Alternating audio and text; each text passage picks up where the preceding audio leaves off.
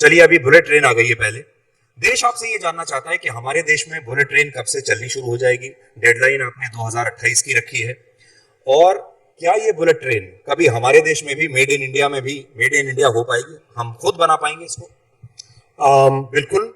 भारत के इंजीनियर्स की ताकत को प्रधानमंत्री श्री नरेंद्र मोदी जी ने पहचाना, कई बड़े बड़े चैलेंजेस दिए जिसको सक्सेसफुली अचीव भी किया।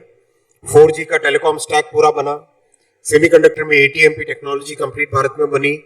वंदे भारत अपने आप में एक बहुत बड़ा एग्जांपल है। 180 kmph की ट्रेन दुनिया में 5 या 6 देश ही बना सकते हैं, उससे ज्यादा नहीं है। और अब बुलेट ट्रेन का डेवलपमेंट भी अपने देश में चालू हो गया है ऑलरेडी, और बहुत अच्छी सिस्टमेटिक मेथोडिकल बहुत ही साइंटिफिक वे में काम हो रहा है।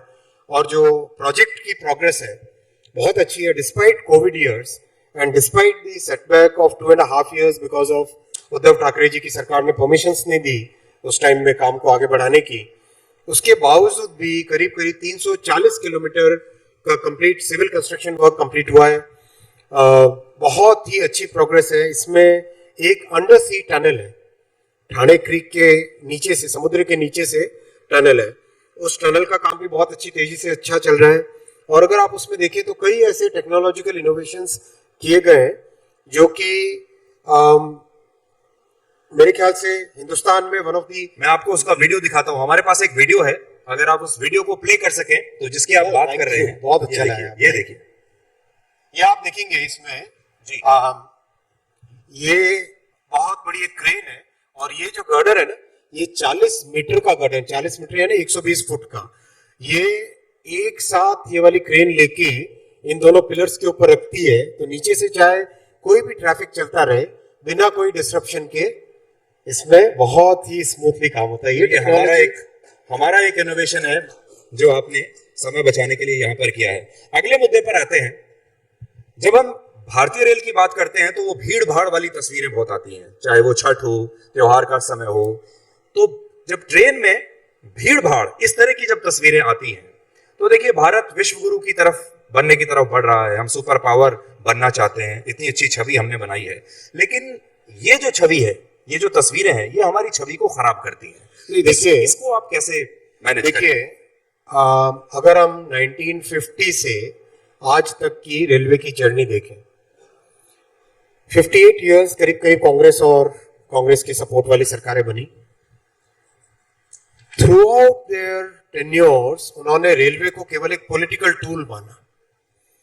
रेलवे बहुत मैसिव कैपिटल इंटेंसिव सेक्टर है, उसमें जो इन्वेस्टमेंट्स चाहिए थे वो इन्वेस्टमेंट कभी नहीं किए। केवल एक सिंपल सा एक उनका प्रोसेस था कि नई ट्रेन अनाउंस करो। भाई ट्रेन है तो ट्रेन के लिए पटरियां भी चाहिए, पायलट्स चाहिए, टेक्नोलॉजी चाहिए, स्टेशंस को अपग्रेड करने की जरूरत है।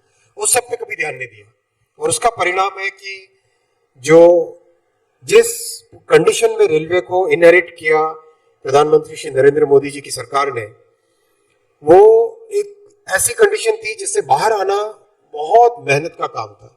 आज उससे बाहर आए, उससे सिग्निफिकेंटली बाहर, जो वर्षों की जड़ता थी उस जड़ता को सिग्निफिकेंटली इंप्रूव किया। आज आप देखो, छठ और दिवाली का जो सीजन था, करीब 7,900 स्पेशल ट्रेन चली। जी, मैं उसके बाद इसीलिए मैं अगली स्लाइड आपको दिखाना चाहता हूँ। एक और तस्वीर भी है जो कभी सोशल मीडिया पर आती नहीं है और जिसके बारे में आप बात करें। आप शायद ये बता रहे हैं। ये मैं आपके थैंक्स अलॉट, आप ये लेके आए। ये हम लोगों ने भी ट्राई किया था मीडिया को देने की, लेकिन मीडिया ने कभी इसको चलाया नहीं।